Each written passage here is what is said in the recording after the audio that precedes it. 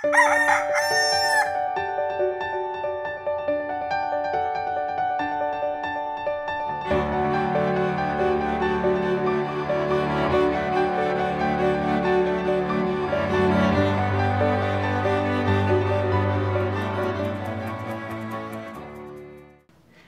umaga mga kapamilya. Magkape't pandasal muna tayo.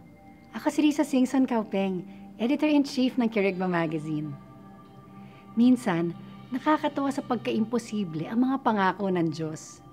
Pag-usapan na lang natin si Abraham at si Sarah.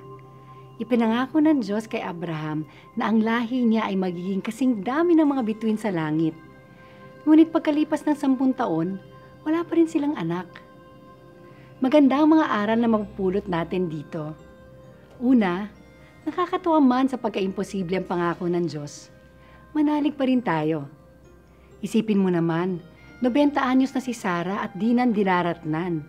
Si Abraham naman ay 100 taon na.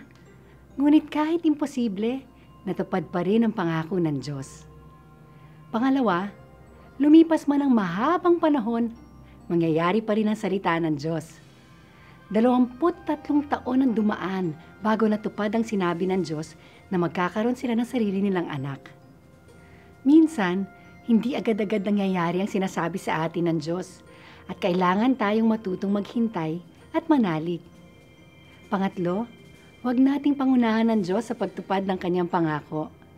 Nang nainip at nagduda si Sarah, pinasiping niya si Abraham sa kanyang aliping si Hagar at ipinanganak niya si Ishmael. Si Ishmael ang naging ama ng mga Arabo, na kaaway ng Israel hanggang sa kasalukuyan. Minsan, nakakatuksong gawin ang sariling paraan, pero magtiwala tayo sa Diyos. Tayo magdasal? Panginoon, ang salita niyo ay tapat at nakataga sa bato. Tulungan niyo akong manalig sa lahat ng inyong mga pangako. Amen.